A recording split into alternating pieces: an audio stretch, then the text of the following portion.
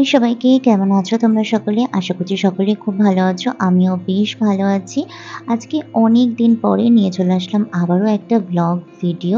সত্যি বলতে এই কদিন শরীরটা খুব একটা ভালো ছিল না। আসলে আমার এই কদিন শরীর সত্যিই একদম ভালো যাচ্ছে না।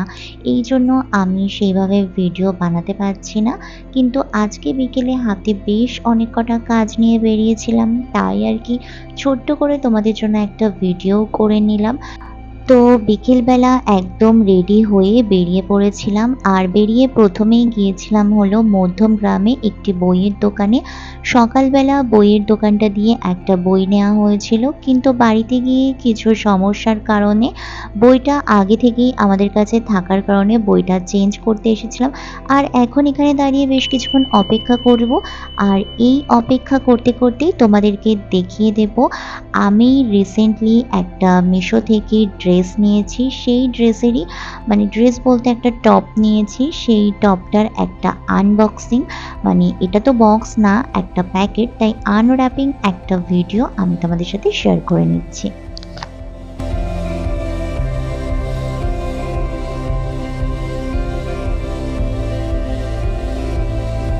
আসলে আমার কাছে এইরকম ডিপ পিঙ্ক কালারের কোনো রকমের টপ ছিল না। তাই আর কি এটা মিশোতে দেখার পরে আমি নিয়ে নিয়েছিলাম। আর টপটার কোয়ালিটিটা কিন্তু ভীষণ ভালো এসেছে। এমন একটা টপ আমার আছে অন্য রঙের। তো চলো এখন যাই হলো সেই বইয়ের দোকানে। এই যে বইয়ের দোকানে চলে এসেছি, কিন্তু বইয়ের দোকানে এসেও তো অপেক্ষা করতে হচ্ছিল, সেটা তো তোমাদেরকে বললামই। তারপরে হলো বইয়ের দোকান থেকে কাজ মিটিয়ে সোজা এখন চলে যাচ্ছি বাড়ির দিকে। বাড়িতে যাওয়ার আগে অবশ্যই যাব আরেকটা কাজে, সেটাও ধীরে সুস্থে তোমাদেরকে দেখাবো। তো এখন চলো যাওয়া যাক।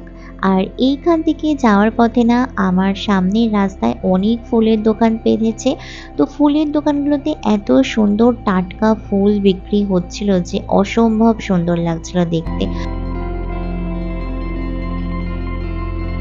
চলো বারাসাতে এসে যেখানে আসার কথা ছিল সেই কাজটা তো মিটেই গেল। আর সেই কাজ হলো এই বইটি নেয়ার ছিল। তো বইটি নিয়ে এখন চলে যাব হলো বাড়ির দিকে।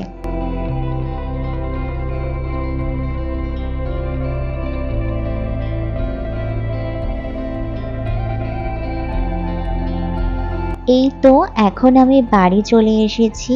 আর এইবার হলো একটু ফ্রেশ হয়ে নেয়ার পালা। তো প্রথমেই হলো এখানে আমি আগে আমার চুলগুলোকে ভালো করে বেঁধে নেব, যাতে যখন ফ্রেশ হব এই চুলগুলো আমাকে একদম ডিস্টার্ব করতে না পারে।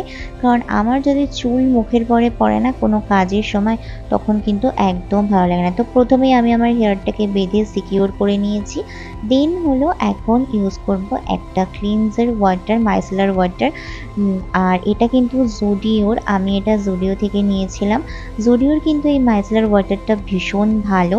যারা যারা ইউজ করনি তারা একবার ইউজ করে দেখতে পারো, ভীষণ ভালো কাজ দেবে।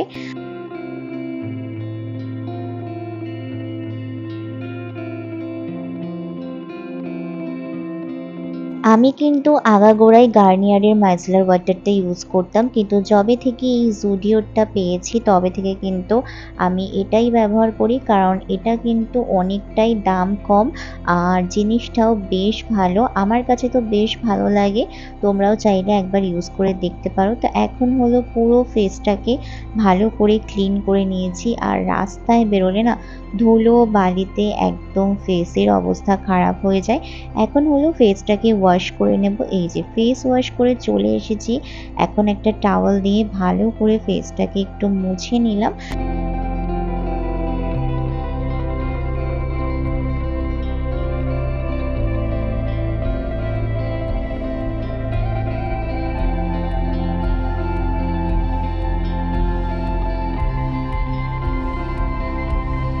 আমি ইউজ করি জোভিজের এই কিউকাম্বার টোনারটা।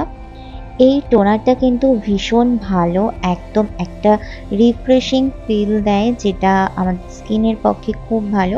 কিন্তু এই মুহূর্তে এই টোনারের সামান্য কিছু বোধহয় আমার চোখে একটু ঢুকে গেছে, তো চোখটার মধ্যে হালকা একটু জ্বালা করছে।